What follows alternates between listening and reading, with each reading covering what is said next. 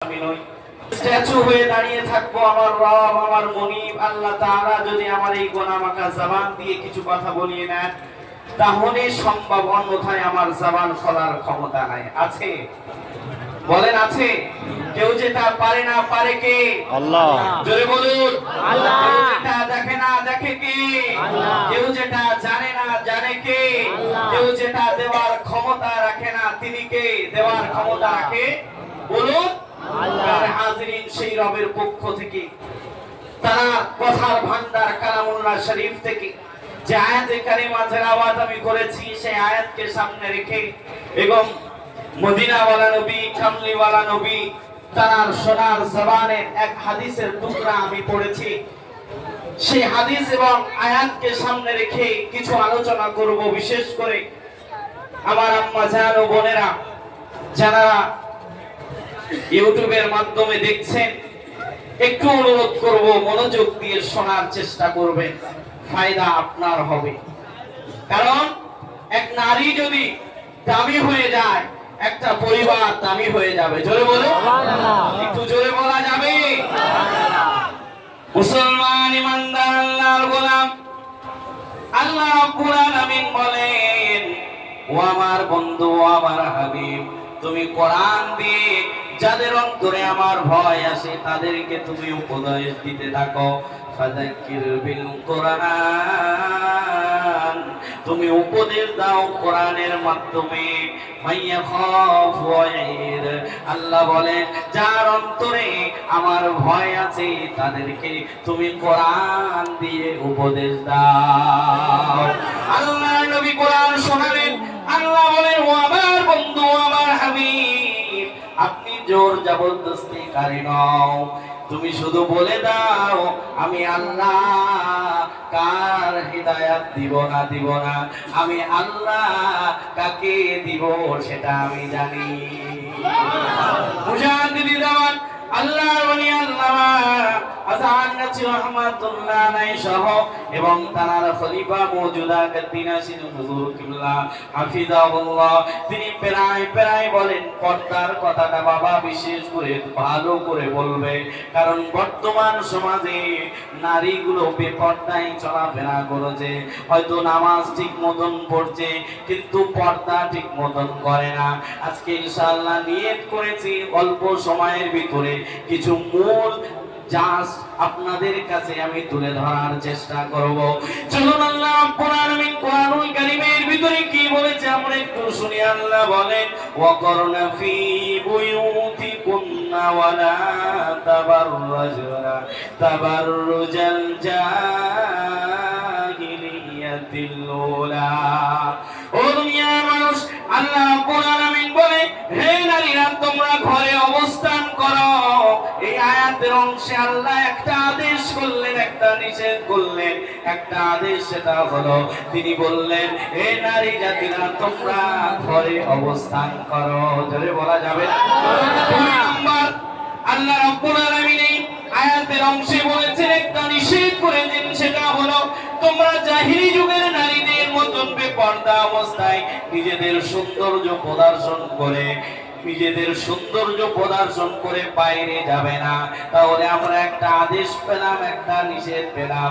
ও আমার আম্মা জানেরা, এই দুই জিনিস আমি আপনি যদি ফলো করতে পারি আমার আপনার জিন্দেগি ঠিক হয়ে যাবে। আল্লাহ নবী, আল্লাহ হাবিব মুহাম্মদুর রাসূলুল্লাহ সাল্লাল্লাহু আলাইহি ওয়াসাল্লাম তিনি বলেন নারীদের জন্য চারটি কাজ।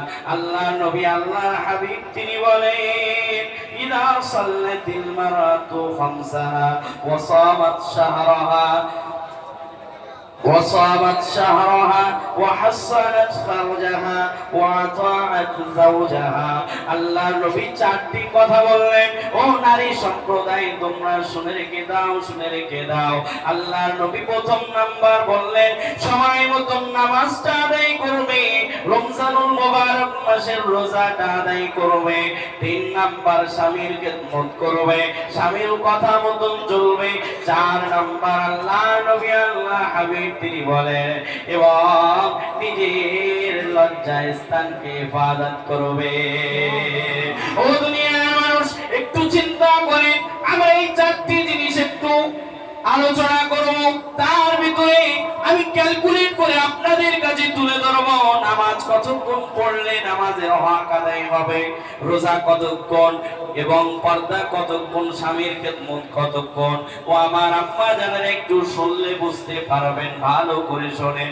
প্রথম নামাজে আসি। নামাজের ভিতরে 5 ওয়াক্ত নামাজ কি যদি ক্যালকুলেট করা হয় 24 ঘন্টার ভিতরে আপনি যদি ফজরকে 10-15 মিনিট সময় দেন, জোহরকে 20 মিনিট সময় দেন, এইভাবে 5 ওয়াক্ত নামাজকে যদি আপনি ক্যালকুলেট করেন 24 ঘন্টার ভিতরে 2-2.5 ঘন্টা নামাজের জন্য বার করলে নামাজের ফরজিয়াত আদায় হয়ে যাবে। তারপরে আসেন রমজানুল মুবারক মাসের রোজা আদায় করার কথা বলেছেন আল্লাহ নবী, আল্লাহ হাবিব মুহাম্মদুর রাসূলুল্লাহ। তিনি এই কথাটা তুলে ধরলেন। ও দুনিয়ার আমার আম্মা জান ও বোনেরা, একটু ভালো করে খেয়াল করেন। বছর হলো 12 মাসে, ঠিক না বেঠিক? কথা বলেন।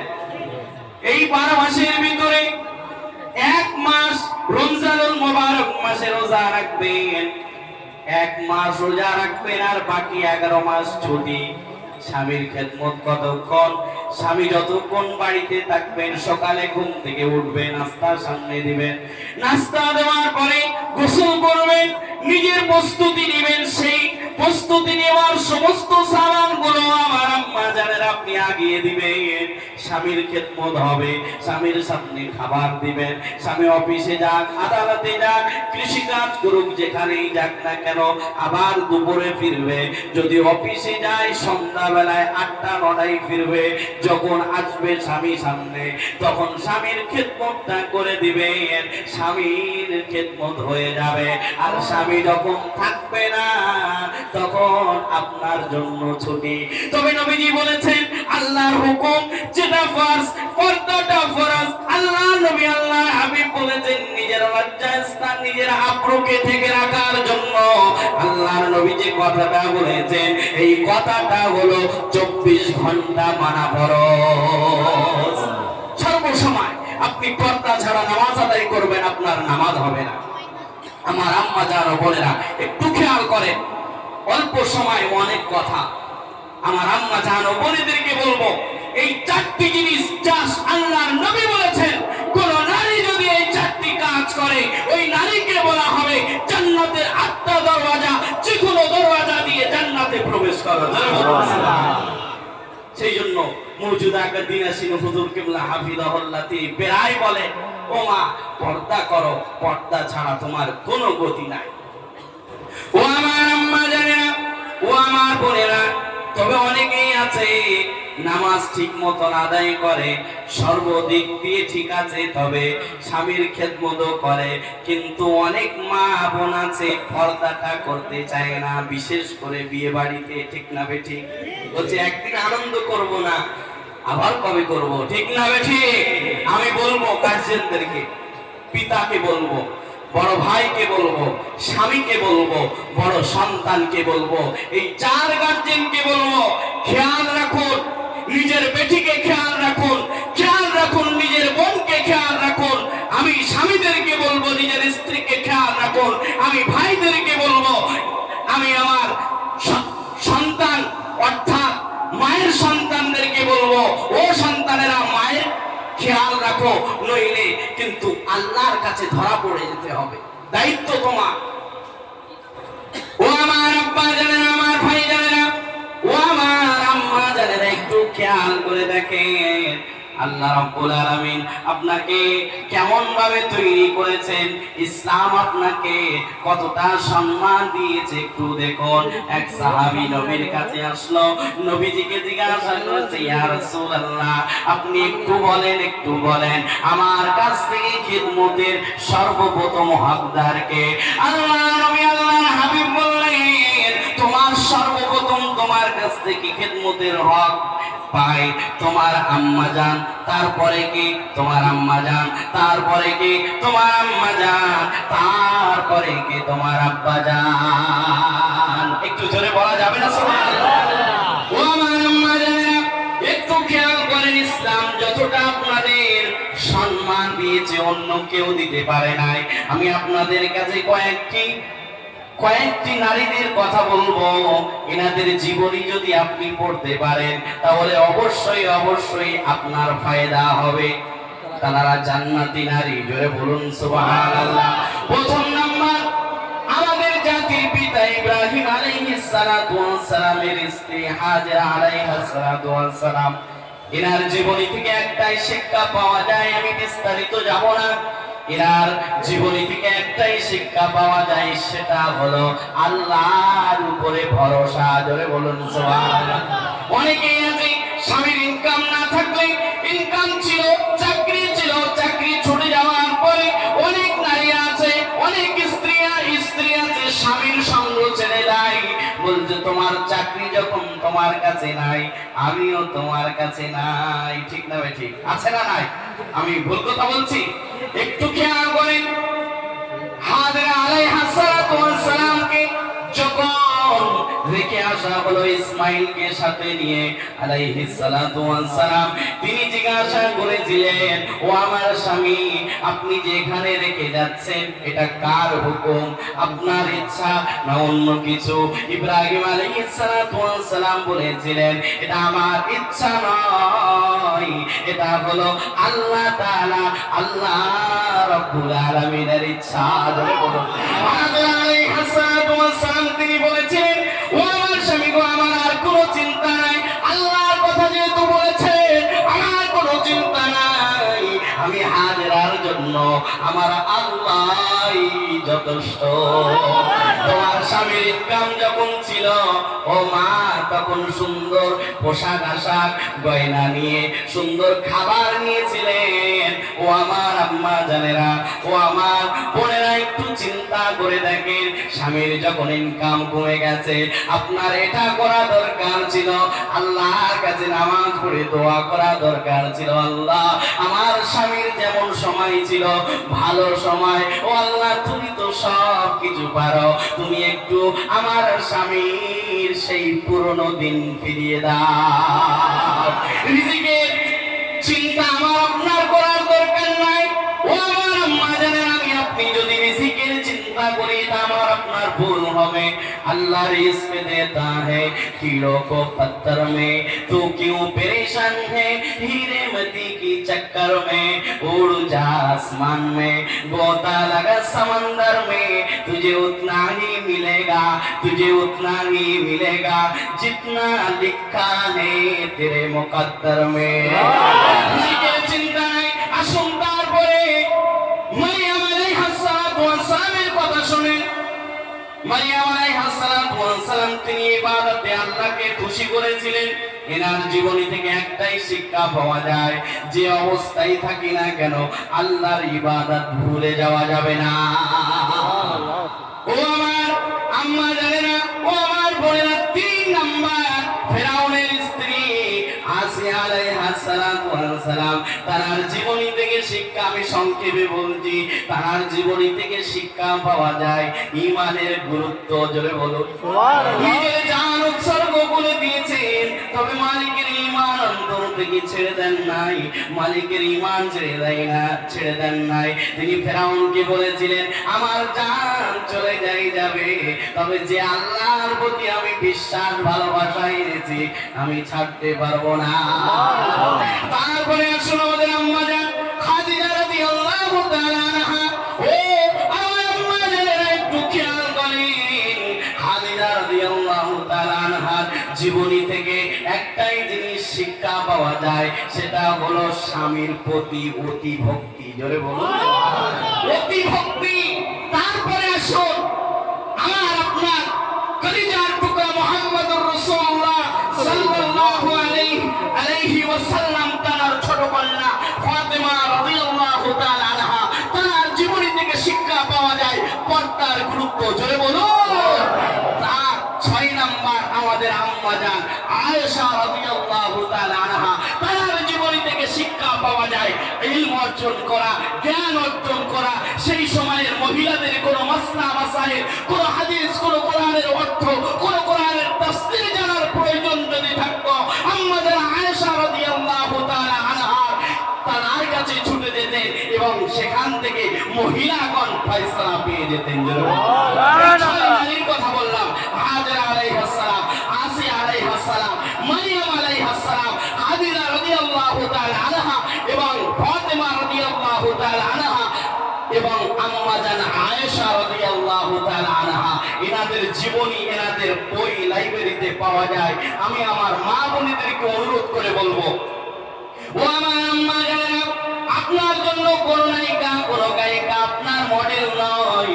আমি যে নারীদের কথাগুলো তুলে ধরলাম, এনাদের মর্তবা, এনাদের মর্যাদা আল্লাহ রাব্বুল আলামিন বাড়িয়ে রেখেছেন। আপনি যদি এনাদের জীবনী দেখে দেখে আপনাদের জিন্দেগি সাজাতে পারেন, আশা রাখা যায় যেমন তারা মর্যাদার আসনে বসেছেন, আল্লাহ আপনাকে জান্নাতের হকদার করে আল্লাহ আপনাকে তেমন সম্মান দিয়ে দিবে। ও দুনিয়ার মানুষ, আর অল্প কথা, 2 মিনিট কথা বলবো, একটু গভীর মনোযোগ করে শোনেন। আমার আম্মা জানদেরকে আমি বলবো, আল্লাহর নবীর এক হাদিস আমার মনে পড়ে গেল। আল্লাহর নবী, আল্লাহর হাবিব, তিনি বলেছেন, ভাগ্যবতী নারীর কিছু গুণ আছে। যেটা বলুন, যে গুণগুলো বর্তমান সমাজে দেখা যায় না। আমার মা বোনেদের, ও আমার মা, আমি আপনাকে ছোট করার জন্য বলছি না, আমি আপনাকে খাটো করার জন্য বলছি না। আল্লাহ নবী, আল্লাহর হাবিব বলেছেন, আদ-দুনিয়া মাতা ওয়া খায়রু মাতা'id দুনিয়া আল মারআতুস সালিহা। দুনিয়াটা হলো ভোগের সম্পদ। এই দুনিয়ার ভিতরে শ্রেষ্ঠ সম্পদ হলো একজন দিনদার নারী। জোরে বলুন, একটা নারী যদি ভালো হয়, একটা পরিবার ভালো হবে। একটা নারী যদি ভালো হয়, একটা সমাজ ভালো হবে। একটা দিনদার নারী যদি দুনিয়ায় জন্মগ্রহণ করে, ওই নারীর কারণে একটা পরিবেশ ভালো হবে। একটা নারী যদি ভালো হয়, একটা থানা ভালো হবে। একটা নারী যদি ভালো হয়, একটা জেলা ভালো হবে। একটা নারী যদি ভালো হয়, গোটা বিশ্ব ভালো হবে। জোরে বলুন। আমাদের মুর্শিদ মওজুদা গদিনাশীল হুজুর কেবলা তার উপরে কুরবান যান, তারা আম্মা জানকে আল্লাহ জান্নাতের উচ্চ মাকাম দিক। যারা বলো, আমাদের পাঁচ মুর্শিদ মুজাদ্দিদে জামান আল্লামা জানগাছি রাহমাতুল্লাহ আলাইহি, তিনি মায়ের গর্ভ থেকে এসেছেন। তারা আম্মা জানের জন্য দোয়া করি, আমরা দোয়া চাইছি তারা আম্মা জানের আল্লাহ রাব্বুল আলামিন জান্নাতের উচ্চ মাকাম যেন দান করেন। যার কারণে, যার প্রচেষ্টার কারণে আমরা কামিল আল্লামা জানগাছি রাহমাতুল্লাহ আলাইহি পেয়েছি। জোরে বলুন। সন্তান ভালো হওয়ার পিছনে মায়ের শতভাগ কাজ আছে, ঠিক না বেঠি? আমি আপনাদেরকে বলবো, আপনার সন্তানকে যদি মুজাদ্দিদে জামান আল্লাহর ওলি আল্লামা জানগাছি রাহমাতুল্লাহ আলাইহির মতো দামি বানাতে চান, আপনি নিজে দামি হন, আল্লাহ আপনার গর্ভ থেকে মুজাদ্দিদে জামানের মতো যুগ শ্রেষ্ঠ আল্লাহর ওলি দুনিয়ায় পাঠিয়ে দিবেন। এটা সম্ভব না অসম্ভব? আল্লাহর দ্বারাই সম্ভব কিনা বলেন? ও দুনিয়ার মানুষ, আর 1 মিনিট বাকি। আমি আপনাদেরকে যে কথাটা 4টি গুণের কথা বলবো, ও আমার আম্মা জানেরা একটু খেয়াল করেন। এই 4টি গুণ যদি রাখেন, নবীর কথা অনুযায়ী আপনি ভাগ্যবতী, আপনি জান্নাতি। জোরে বলুন। আল্লাহ নবী বলেন, কোন স্ত্রীর দিকে কোন স্বামী যদি তাকায় আর স্বামী যদি খুশি হয়ে যায়, আল্লাহর নবীর কথা অনুযায়ী সেই নারী জান্নাতি। এখন যদি স্ত্রীর দিকে তাকানো হয়, সারা দিন অফিসে কাজ, আদালতে কাজ, বিভিন্ন অফিসে কাজ করার পরে, কৃষি কাজ করার পরে, বিবির কাছে আসার পরে যদি 1 গ্লাস পানি চাওয়া হয়, ওই বিবি বলে, ওই আছে ঢেলে খেয়ে নাও। ঠিক না বে? ঠিক বলে কি বলে না? আরে স্বামী স্ত্রীর ভালোবাসা সম্পর্ক তো এমনই হবে যে স্ত্রীর দিকে তাকালে স্বামীর সারা দিনের ক্লান্তি সব দূর হয়ে যাবে। এই হলো আসল স্ত্রী। এই স্ত্রী জান্নাতি। নবী বলেছেন, বলে বলো। আল্লাহ নবী 2 নম্বর গুণের কথা বলেছেন, কোন স্ত্রীকে স্বামী যদি আদেশ করে আর সেই আদেশটা মেনে যদি নেয়, ওই স্ত্রী জান্নাতি। 3 নাম্বার, আল্লাহর নবী আল্লাহর হাবিব বলেন, কোন স্ত্রীকে যদি কোনো কিছু আদেশ করা হয়, কোনো কিছু হুকুম করা হয়, অথবা স্বামীর পছন্দ যে জিনিস, সেই জিনিসটা নিজের পছন্দ না, স্ত্রীর অপছন্দ, তারপরেও দিনদার নারীর সবচাইতে ভালো গুণ হলো এটাই, আমার স্বামীর এটা পছন্দ, আমি এটা পছন্দ করে নিলাম। আল্লাহর নবী বলেন, স্ত্রী জান্নাতি। আমার আম্মা জান ও বোনেদেরকে বলবো, এই কয়েকটি গুণের কথা যে আপনার কাছে তুলে ধরলাম, যে কথাগুলো বললাম, একটু বিবেক দিয়ে চিন্তা করবেন, পর্দাকে নিয়ে চলবেন। পর্দা যদি নিয়ে চলতে পারেন, আপনি আল্লাহর কাছে দামি হয়ে যাবেন। জোরে বলুন সুবহানাল্লাহ। কোনো চিন্তা নাই। আমি আমার বোনের কথা বলছি। আমার বোন স্কুলে যায়, যাওয়ার সময় এমন ভাবে পোশাক, আমি আমার নিজের বরাদ্দ করছি তা নাই। আল্লাহ কিয়ামতের দিনে হয়তো বলতে পারে, ও পেরেছিল, তুই কেন পারিস নাই? ঠিক না ঠিক? আমার বোনের হুকুম আছে, শুধু চোখ ছাড়া অন্য কোনো কিছু দেখা যাবে না। কালো বোরকা পরে যেতে হবে, নইলে স্কুলের আমার শিক্ষা দরকার নাই। কারণ কোরআনের হুকুম পর্দা করা ফরজ। আমি আমার বোনকে বলেছি, আমার আব্বা যেন বলেছে, স্কুলের পড়া ততক্ষণ যতক্ষণ পর্দা মেনটেন্স করে যাওয়া যাবে। যদি পর্দা মেনটেন্স করে না যাওয়া যায়, স্কুলের পড়া লাগবে না। কোরআনের হুকুম আমার মাথার তাজ। জোরে বলুন, এটা যদি করতে পারেন, আপনি আসল পিতা। আলা কুল্লুকুম রাঈন ওয়া কুল্লুকুম মাসউলুন আন রাঈয়াতি। এই হাদিসটার উপরে আপনি যদি আমল করতে পারেন, আপনার দায়িত্ব আছে, এই দায়িত্ব সম্পর্কে আপনাকে কিয়ামতের ময়দানে জিজ্ঞাসিত হতে হবে। এই হাদিসটা খেয়াল রেখে আপনার বেটিকে খেয়াল রাখুন। স্কুলে যাচ্ছে, কলেজে যাচ্ছে, কোথায় যাচ্ছে, স্কুল কলেজের নাম করে কোথায় যাচ্ছে, কোন ছেলের সাথে যাচ্ছে, খেয়াল রাখুন, নইলে আল্লাহর কাছে ধরা পড়তে হবে। আল্লাহ রাব্বুল আলামিন আমাদের সকলকে শোনার থেকে বেশি বেশি, আমি গুনাহগারকে বলার থেকে বেশি বেশি আমল করার তৌফিক দান করুন। আমিন আমিন বলবেন না? আমিন। দাওয়ানা আলহামদুলিল্লাহি রাব্বিল আলামিন। আহকানি